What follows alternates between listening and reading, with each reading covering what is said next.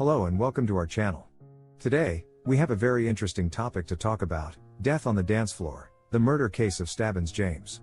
This case is truly intriguing and mysterious, with many twists and turns that will leave you on the edge of your seat. Stabbins James was a popular dancer in the 1920s, known for his captivating moves and infectious energy.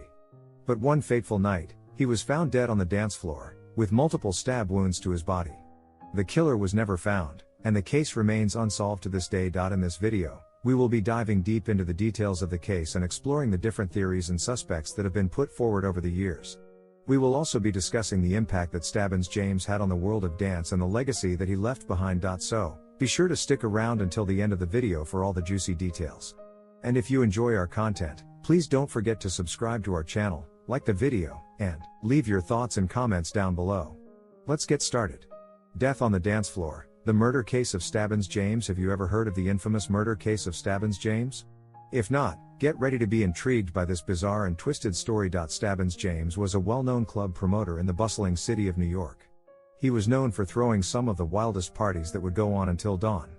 However, his life came to an abrupt end when he was found dead on the dance floor of one of his own events. The investigation began immediately, and it didn't take long for detectives to realize that this wasn't a typical murder case.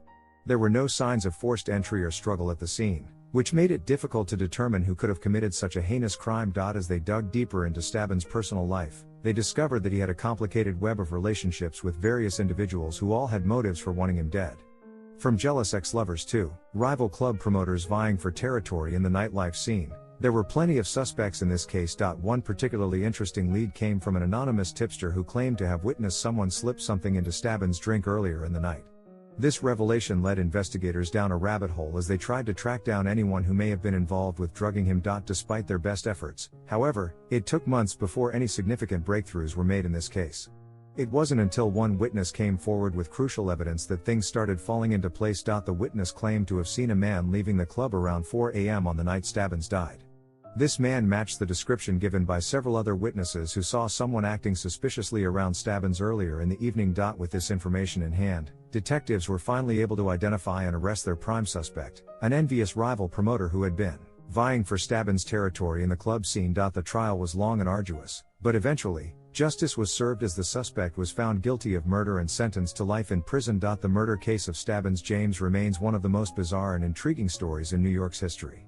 It just goes to show that even in the world of glitz and glamour, there can be a dark side lurking beneath the surface.